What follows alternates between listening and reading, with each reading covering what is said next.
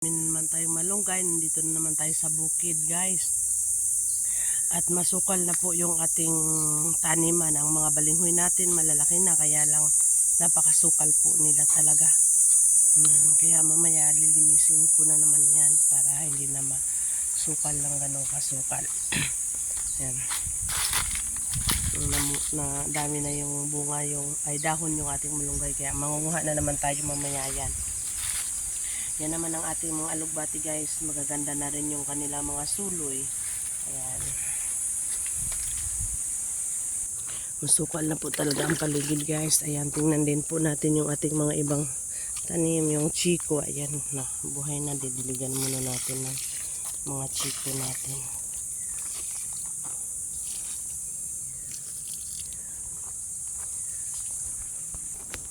Tingnan din po natin yung mga kalabasa na tinanim natin dito guys. Wala nang nabuhay dito kasi kinaykay lahat ng mga manok ko. Ayan, wala na, sukal na. Pero meron tayong isang nag-survive. Ayan, malaki na siya guys. So,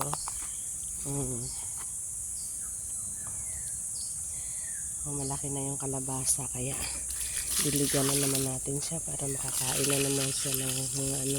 Hoy, ikaw huwag kang ano dyan. Yan. At surprise, ngayon walang bunga ang aming mga sili, walang mga walang mga bunga, walang hinog. Yan ang saging. Inaantay ko guys na mamunga yan, santonis. Yan yung mga gabi. Tingnan natin yung tinabas namin nung nakaraang linggo pa yun guys. Ayan, nabawasan ng kaunti yung sukal dito. Sobrang masukal po talaga. Yung marang talagang walang lumusot na bunga. Mawawa yung mga bunga hindi nakalusot. Ayan, kaya tutuloy natin itong tabasin. Ayan, malinis naman dyan. Kaya lang kailangan natin kalaykayin yan ng kalaykay. Inuwi ko sa bahay. Yan, ito namang lang kailangan natin bawasan to guys, kasi ayan kailangan muna natin palakihin ng kaunti yung mga langka na ito. Sayang naman, diba? Yan, ganyan na siya. So kailangan pitasan natin yun ng dalawa. So isa lang ang matitira dyan guys. Yan, kaya palakihin muna natin para magulay natin yung paglaki ng kaunti. Tapos balutan na natin yan siya guys. Ayan, ang hinayang ako sa lahat ng tanim namin dahil lahat ng pinaghirapan ng asawa kong itanim ay talaga namang hindi na buhay. Katulad ng mga kamatis na yan, patay na sila. Yan, wala talagang nabuhay. Ayan, patay lahat ng mga kamatis. Diba, sayang na sayang yung pagod mo, yung araw-araw na yan, yung pipino. Nabuhay naman siya pero hindi yan na magsusurvive.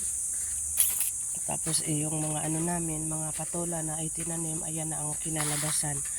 Nangamatay na silang lahat guys. Hindi na sila talaga yan, napakaliliit ng mga puno nila, kaya hindi talaga sila magsusurvive ng matagal. Pero ayan, hindi pa rin tayo susuko guys, tataniman natin ulit yan. Yung mga okra naman, ito yung mga itsura ng mga okra. Lumaki naman sila, kaya lang hindi maganda yata dito yung hindi talaga maganda ang lupa. Walang yung lupa dito, hindi maganda. Punta naman tayo doon, tingnan natin yung ating mga itinanim na itinanim natin na mga tawag nun, tanglad. Tingnan natin yung limon, ang lalaki na, pero hindi ko alam kung paano yan malaman, lemon ba talaga yan o what, hindi ko alam. Tumba na naman yung saging dito. Ayan guys, malalaki na yung tanglad natin, pwede na natin kuhanan. Pero linisin ko muna ito mamaya. Ayan o, malalaki na yung tanglad natin.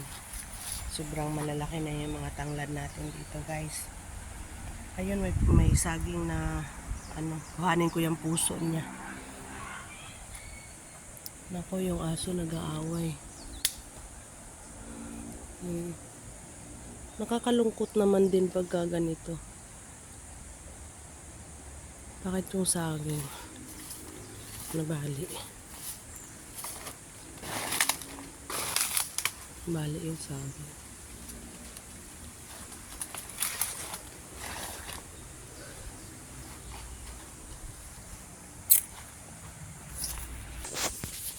Yan yung nilinis namin nung nakaraang linggo. Yan. Nutol namin yung mga sanga. Laki na yung saging latundan. Meron din akong isa doon. Kaya lang hindi na siya wala na, masukal na naman. Kakalungkot naman pag masukal siya. Wala tayo ng sili mamaya guys. Wala tayong sili. Na yun, wala na mga bunga ang mga sili. Ay, meron mga bunga kaya lang hindi siya pahinog. Tingnan mo naman yan, ang liliit na ng sili guys.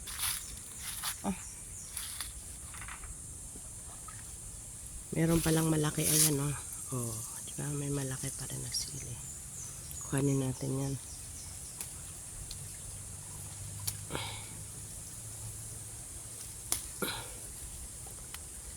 Diba nakakuha pa rin tayo na malaki. Ayan guys, malaki na yung mga bunga ng duhat.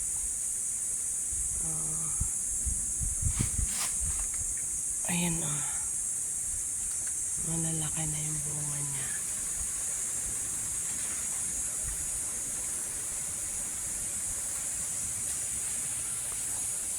Yung saging, napakaliit. Yan guys, magsimula na tayo magtabas guys. Magtatabas ako kasi ayan, masukal pa yung mga gabihan ko.